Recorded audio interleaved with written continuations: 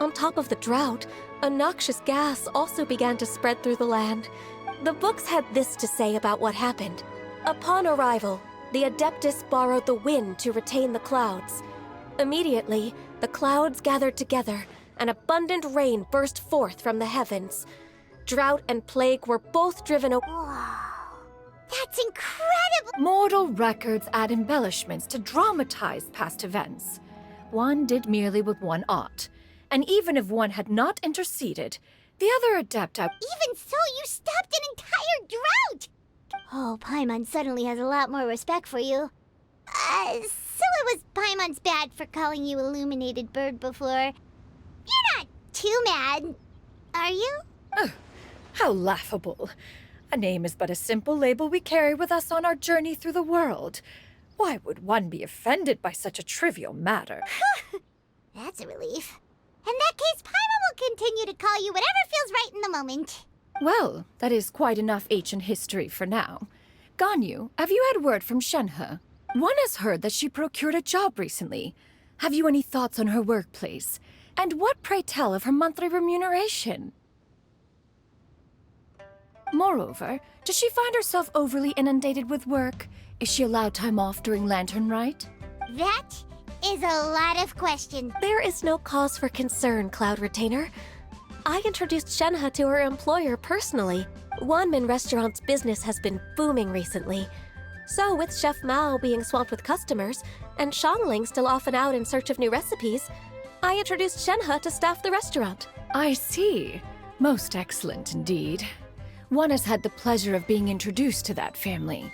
Shangling is kind and astute, while her father is loyal and reliable. Now, it is almost time to partake in the victuals of noon. One shall visit Wanmin Restaurant in person and see how Shenhe is doing. Huh? But didn't you just say that you had something important to do? Can that wait until after we've eaten? You may return to your work, Ganyu. One shall see to this matter on one's own. There will be many an occasion to dine together in the future. One is certain the opportunity shall present itself most readily. Of course, Cloud Retainer. Please take care. Traveler, Paimon, I'll see you some other time. See you around, Ganyu! Whew. Paimon was pretty quick on the uptake there, don't you think? As soon as you mentioned important business to attend to, Paimon realized that you were just looking to cut the conversation short and not take too much of Ganyu's time. Is Paimon right? No. Wait, for real? The moment is not yet upon us. Still, the truth will be revealed to you in time. Huh. She really seems to be playing up the whole mysterious Adeptus thing right now. Is it because we just heard that cool story about her powers?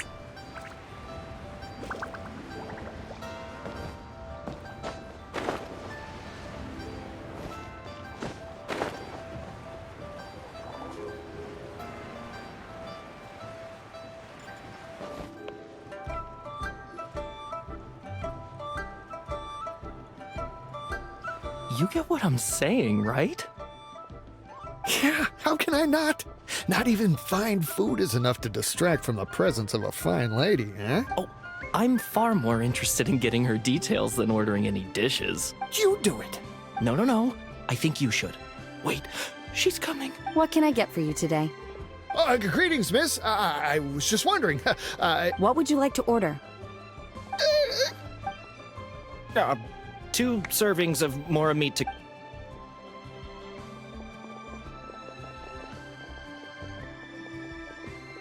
Shenhe! Welcome. It's been a while. Don't welcome us as guests and greet us as old friends in the same line. It's weird. Mm-hmm. Oh, and This is Miss Xianyun. Master? Huh? One does not recall ever revealing this form to you before. How were you able to ascertain one's true identity with such ease? I've trained and lived with Master for more than 10 years. I would recognize you no matter what form you take. You... Is something the matter, Master? Hardly. One simply learned of your employment from your letter and came to check on your well-being. And check out the great food, too! Indeed. It's almost lunchtime. My apologies. I'm still on the clock and can't talk for very long. Well, if it isn't the Traveler in Paimon. Are you here for Shenhe? The lunch rush isn't in yet, Shenhe. So, I've got things covered for now. Go ahead, sit down and enjoy some time with your friends. I'll let you know if things pick up. Thank you, Chef Mao. Woohoo! Listen, let me tell you how it is. Cheap and tasty chop suey! Should I save this money? Invest it?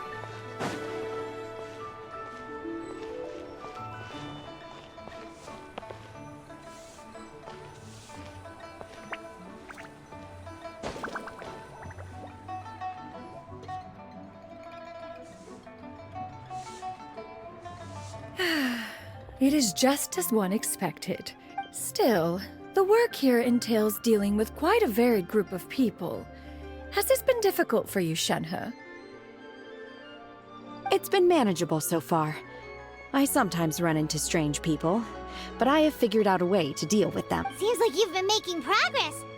So by deal... First, I try to talk sense into them. If that doesn't work, I threaten them with violence.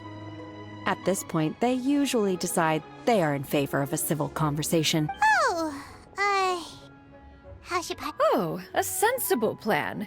One is gladdened to And you, Master? How have you been? simply marvelous.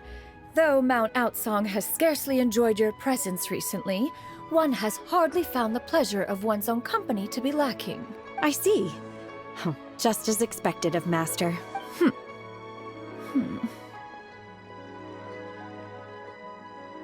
I have missed Master quite a bit too. Even though work has been busy lately, I've already had a conversation with Chef Mao about taking some time off soon. Oh, you did? Do make note of such matters in your letters in the future. There's hardly a need to keep one in suspense. Whoa. Her mood shot up just like that. By the way, Master, since you are in Liyue Harbor, have you had the chance to visit Ganyu? Indeed. She is similarly preoccupied with her work. There was time only to exchange a few simple pleasantries. Ganyu told us the story of Cloud Retainer's name. It was amazing. We never knew how powerful she was before. I see. In that Oh? Is that a problem, Master? I believe this to be a good topic of conversation. No, not a problem. One was simply caught off guard. But no matter. Please, proceed. One is most curious to see how much of one's own conversational prowess you possess. Master once participated in a race against Mooncarver. After Mooncarver lost, he insisted that Master's ability to fly gave her a natural edge in such a contest. In response, Master agreed to forego flying in return for being able to use one of her devices in the race. Mooncarver accepted, only to find Master with a brand new device on the day of the contest. Huh. What kind of device was it? It was a mechanical vehicle made out of iron. What was it called again?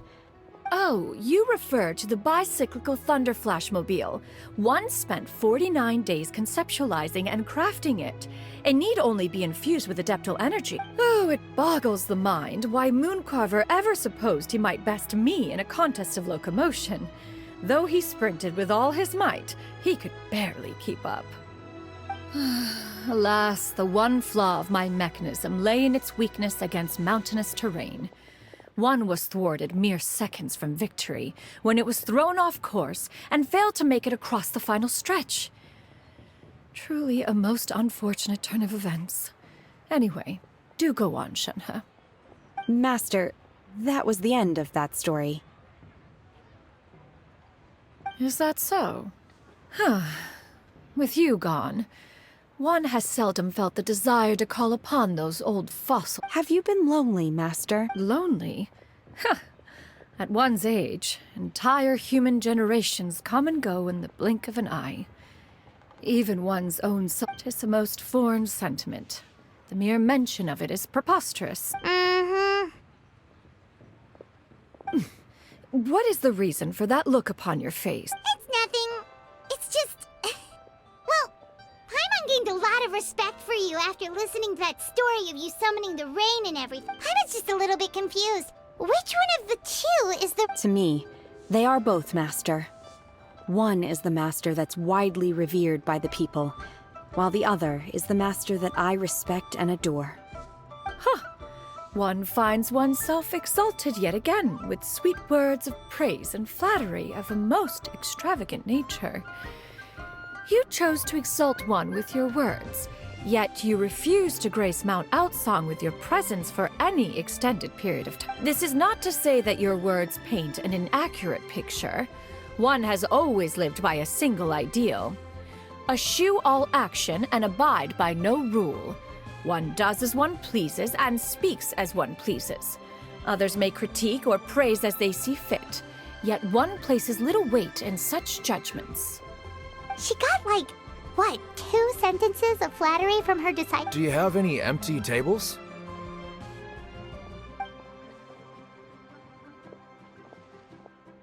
Hey there, could we get another fish stew?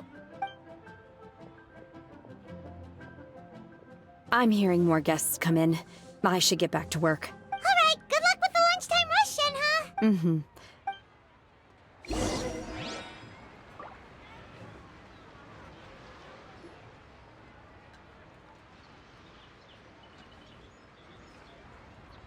So much yummy food! Paimon's gonna feast! One is fond of all kinds of delicacies and delights in a multitude of... The dishes here demonstrate no shortage of culinary skill. Their unique flavor profile has left one more than satisfied. In fact, one has been struck by quite the fit of inspiration. One has already begun to conceptualize... Everything's so tasty! A bit too hot at times, but still super tasty. I'm sorry, miss, but our tables are full. Shall we try somewhere else, Granny? But it smells so delightful. Can we really not eat here? Well, you could always check with some of the other guests and see if anyone's happy to share a table. Okay, I'll ask around.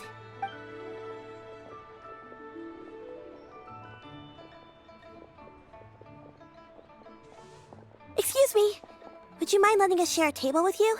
There are no empty tables left, so... Ah, well, Paimon doesn't mind. What about you guys? Great! Thanks so much. My name is Xianyun, and this is my granny, Yuendai. Granny? Yep. Is there something wrong with that? No, Paimon's just a bit surprised. Yeah, a lot of people compliment Granny on her youthful looks, but she's actually much older than she appears.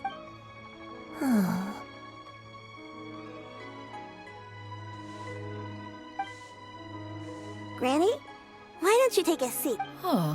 No. 'Tis a fated meeting, then. Please, take a seat. What would you like to eat, Granny? I want braised earth. No, not this again. Braised earthworms? Well, that sounds weird. Right, that's what Paimon... Need any help? Help? Oh, do you mean with Granny? Thanks, that's nice of you to offer. Granny has pretty bad dementia, so her memory's getting worse all the time. She's always saying things that sound kinda confusing. Actually, her memory's been bad ever since I was little. But it's gotten so bad lately that I even have to remind her who I am every morning. They died young. It's just me and Granny now. Oh, but it's okay. Don't feel bad. Granny loves me a lot, and I love her a lot too. Sure, it's hard at times, but you just gotta make the best of the life you've got. Wow, you're really tough for your age, kid. You're too kind. And me? You're tough too, Granny. Plus, you're really gentle, and you're always there for me. Yes, and it's hardly as if I forget everything. I still remember the important things. Wait, what was that really important thing again?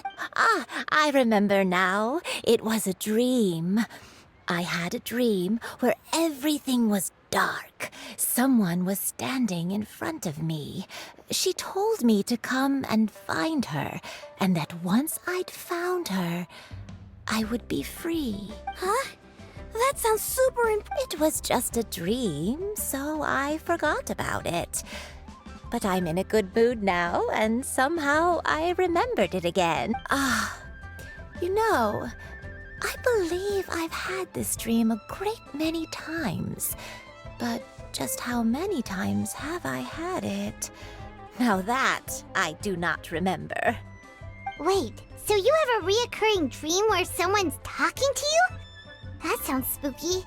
Oh, does that mean you're possessed? Unlikely. Her eyes are clear and her breathing remains calm and level. One sees no signs of possession. Are you sure? Who do you take me for? Is one not an adept? Am I not an expert? Huh, you're right. Paimon almost forgot you're the expert. In that case, do you still remember what the person in your dreams looked like, Granny? Not anymore. Although, I have a sense that she looked rather like me. But not as I am now. My younger self. A younger version of Granny? This is just getting weirder and weirder. What is going on here? As one said, fate must have brought us together. You may leave the situation to me. Are you sure? So, what are your names? Paimon's Paimon. Just Xianyun is fine. Thank you all so much for offering to help. But first, I'm sorry for asking, but, how do you want us to pay you back? Oh, we don't need any payment for this. You're welcome! But Miss Xianyun, what exactly can we do to help out this grid? All we have to go off is that dream. Where do we start? That is elementary. Since her dreams portray her younger self, then we shall retrace the steps of her youth. Once we have revisited those places, her... Sounds like a plan. So, Granny, do you remember which places you went to when you were young? Why, of course I do. The heavens above, the earth. Okay, taking that as a no. Once, when I was really little, my dad told me that Granny used to be a martial artist heroine who saved loads of people from a disaster. If it's true, then maybe they wrote about it in the history books or something. A martial arts heroine? Oh, Xingqiu knows tons about Liyue's chivalric traditions. If anyone knows about the heroes of the past, it's him. Let's go find him at the Xianyun Commerce Guild. Are you leaving already? But I'm still... I'll go order some food, Granny. If there's nothing on the menu you especially want, I'll just get a few different things. It seems we must part ways for now. The Traveler and Paimon are bound for the Xianyun Commerce Guild, while Yuendai and Shuyu shall remain here and partake of their lunch. As for myself, I have met... Street word rambler? Oh, you mean Madam Ping! Precisely. Let us meet at Yujing Terrace once you are ready. This price, the food is unbelievable. To your heart's content. Today... I've always wanted to try this place. Cheap and tasty chop suey! Wow. Leo's really got a lot going for it. Everyone, please, eat to your heart's content. Today is my treat. The food is unbelievable.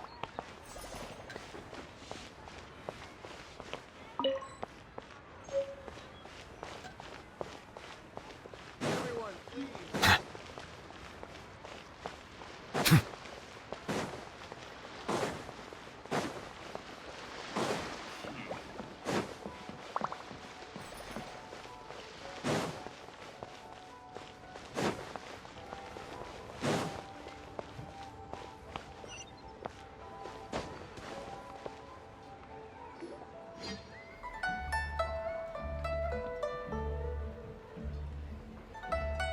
Huh. It's you two. What brings you here? Xingqiu! Great, we found too. We wanted to ask you about something.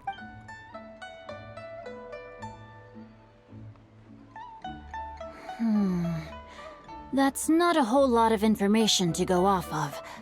I don't know if I can say for sure. I can't pinpoint her identity from your description alone. But considering her age, I am reminded of a nameless heroine who's been featured in various chivalric novels. Nameless? That's right. The novels often speak of a great drought from 50 years ago. As the people suffered, a nameless heroine appeared and began to clear away evil spirits and bandit camps. The people idolized her, but never learned her name. All they knew was that she always acted alone. Later, though, she supposedly fell in love with a similarly noble-minded exorcist from Mount Tianheng. They were well matched in more ways than one, often fighting together as a fearsome duo after the drought ended. The heroine and the exorcist left the public eye and began living a reclusive life in the mountains. All that remained were tales of her incredible accomplishment. The way this nameless heroine faded from fame into obscurity later in life is not too dissimilar from Miss Yuendai. I hope that's somewhat helpful. Thanks a lot, Xingqiu. We knew it'd be worth talking to you. It's nothing at all. Just something I came across while reading. I did do a bit of extra research on her story, but it was just out of personal curiosity. Well, Paimon still thinks that's super cool. Oh, wait, Xingqiu, if you've read up on her, do you know of any places often associated with her? Let me think. In the novels, the nameless heroine always appeared near one of 3 places. Wangshu Inn, the area just north of Jueyun Karst, and Xianyun Peak. Perhaps the real-life heroine who inspired the character was also often seen near those 3 places. That would explain why those locations appear in the various novels written about her. You're welcome. To be honest, I found some parts of the story confusing when I first came across it. If Miss Yuendai was indeed the original inspiration for the character, she may just be able to help me put the pieces together. It's rare for a chivalric hero to fade into obscurity during their lifetime, even after retiring from the public eye. But I've never understood why someone would go to such lengths to erase themselves from public memory. It's almost as if she was trying to hide from something. There's probably far more to the story than what's been written. We'll be sure to tell you if we manage to uncover the truth. That's a deal. Perhaps, behind the truth of it all, there lies a story more fantastical than any work of fiction. Paimon feels like we just learned so much from Xingqiu. A drought, a nameless heroine, a life of seclusion. Wait, why does the story sound super familiar? Oh, right! There's a drought in this story, too! Xingqiu, are droughts super common in Liyue or something? Well, they used to be. But people have long since developed methods to prevent them, like by cultivating the soil or digging canals. So while droughts do happen from time to time, they are rarely regarded as true disasters. The drought 50 years ago is probably one of the worst we've had in the last several centuries. The crops withered, the streams ran dry, and the monsters in the mountains became rabid and agitated. Countless caravans were attacked, and people who lost their homes came together to form bandit groups. What started as a natural disaster soon became a human tragedy as well. That sounds Yeah, and that's exactly why the nameless heroine was so beloved. She must have been someone of true integrity, to do so much for the people while asking nothing in return. Still, as terrible as that drought was, it was nothing compared to the truly calamitous disasters that befell this land in ancient times.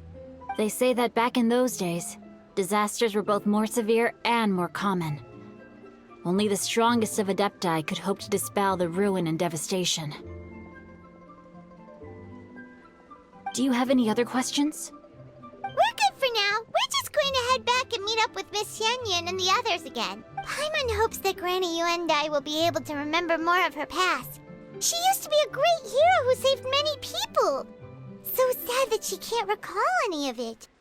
Anyway, we'll be off now. See you some other time, Xingqiu. Thank you so much for your help. It's no problem at all. Safe travels.